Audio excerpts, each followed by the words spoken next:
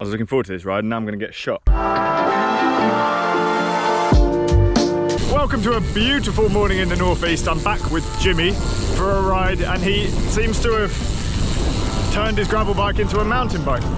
How wide are those bars? You know what, in my bike check video, I think I said they were 75 mil. I believe that's not correct. I think they're 75 centimeters. They're very big and they look really cool. Today it's going to be 17 degrees, so we're making the most of it out on the bikes, doing a long route, which will eventually finish at Jimmy's work, where Daisy will be. Hopefully with a nice box of presents for me.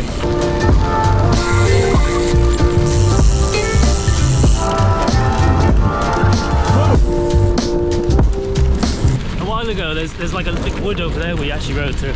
Really? It was one of those ones where I was miserable, and you were like, "No, let's just go for an evening ride. Let's just do it." And we just went exploring, and it was great fun. And then you were not miserable anymore. Well, maybe a little bit less miserable. That's what cycling does. Makes you a little bit Less miserable. You got wide bars. Should have just been able to ride it through the puddle. How does wide bars stop me from getting covered in shit? So wide, they just absorb all of the... Ow!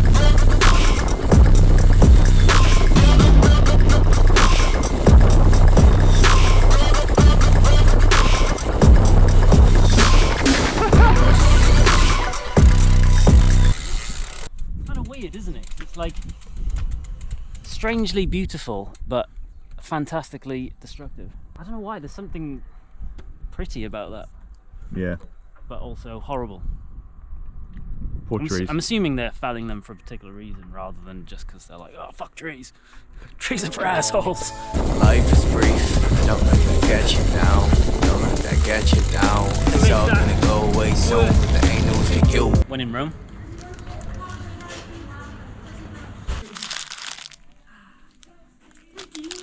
Give me the details then. Why did you do this? It's kind of Nick's fault. It's Nick's fault that I've ended up getting to the point where this has ended up with flat bars. I went riding with Nick and Mark Ross. They were there on their like pure gravel bikes with their 650B wheels and their 2.1-inch tyres and their dropper posts and their slack positions. The mountain bikes with the drop bars. Absolutely caning me on everything. Like even the flat stuff that was just a bit muddy, they were just like breathing through it and I was like, oh shit, all over the place. And then I was like, well, I haven't got a proper gravel bike. So what that led me to do was speak to my mate Billy, who is Howler Frameworks, and even before he officially started Howler, I was like, one day I will definitely get a bike off you. And I decided that I would commission Billy to make me a pure pedigree gravel bike, which is currently being built. And then that left me with a dilemma on this bike, bearing in mind how many hours we spent sanding it down and getting it resprayed and making it look amazing, of either selling it or doing something with it. But there was no point in it being a gravel bike because I'm about to get a proper one. And I'm not planning on racing cross. So I decided, why not flat bar it and make it a really fun commuter bike? I asked Nick, is this possible? He said, possibly. And then we did some digging. Well, actually, he did a load of digging whilst I sat next to him drinking coffee. He likes a challenge. He does. He likes playing. This got flipped to flat bars, kept the calipers that were on it before, new seat post to make it straight, because we have to be able to convert it from gravel to this kind of position, we have to close the position a lot. So instead of a set back seat post, it's an inline one. The stem was shortened by I think from a 90 to maybe even a 70. It's like the position's closed a lot to account for this like much wider position. The biggest possible tyres we could put on it. I'm probably going to put flat pedals on it as well, so I can ride in trainers. I think it's cool. It is really fun. It took quite a while to get used to the like weight being on palms because it's quite different from a drop bar position.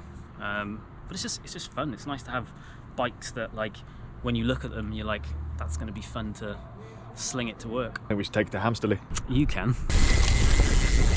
Lovely ride with Jimmy. Very bumpy road. Very cool bike.